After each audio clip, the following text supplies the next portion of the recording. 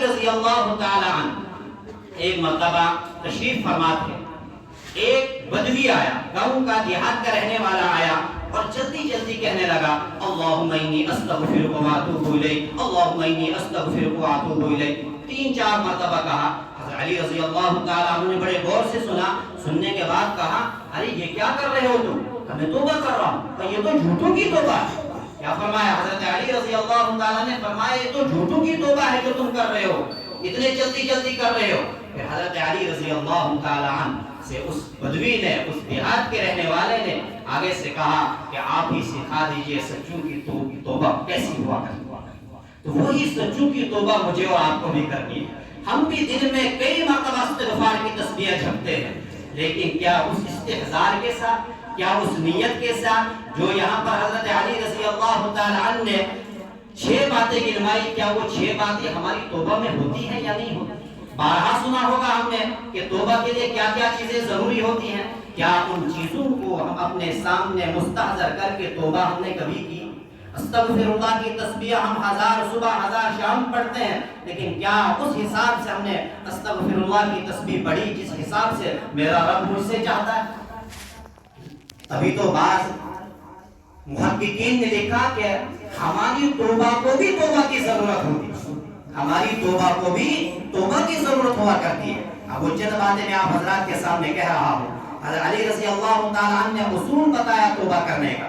وہ کیا بتایا کہ سب سے پہلے انسان جب توبہ کر رہا ہے تو جو گناہ اس سے ہو گئے ہیں ان پر ندامت، کہ جب انسان توبہ کر رہا ہے تو سب سے پہلے جو گناہ انسان سے سرزد ہوئے ہیں، سب سے پہلی نیت توبہ کرتے وقت انسان کے دل کے اندر یہ ہو ندامت، شرمندگی پیدا ہو جائے۔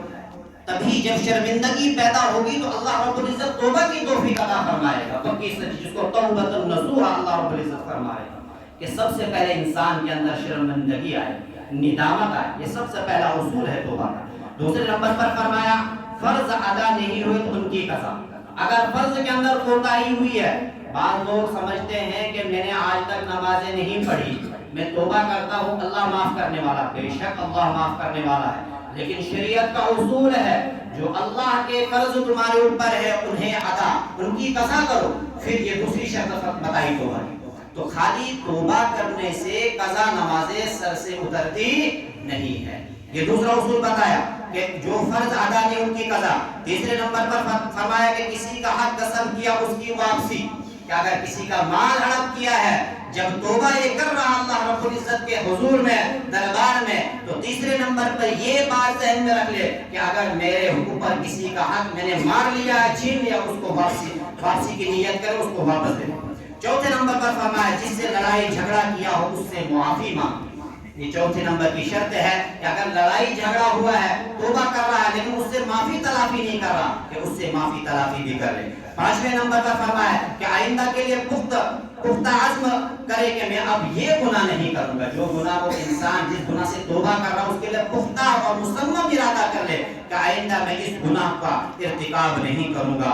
چھٹے نمبر پر فرمایا جس طرح تم نے پہلے اپنے نفس کو گناہ کر کر کے فرما کر لیا ہے، اللہ تعالیٰ کو اللہ تعالیٰ کی نافرمانی کر کر کے اللہ کو ناراض کیا، شیطان کو راضی کر لیا، اب ایسے کام کرنے کی کوشش کرنی ہے، اپنے اوقات کو ایسے کاموں میں لگانا ہے کہ اللہ مجھ سے راضی ہو جائے۔ یہ 6 چیزیں انسان کو مستحضر رکھنی چاہیے جب بھی وہ توبہ کرتا ہے، پھر وہ توبہ حقیقت میں توبہ ہوتی ہے جس کو قرآن کریم میں اللہ رب العزت کہہ رہے ہیں یا ایھا الذین آمنوا توبوا الی اللہ توبۃ نصوحا۔ پھر اس کے انعامات بھی اللہ رب العزت آگے بتا رہے ہیں کہ اس سے فائدہ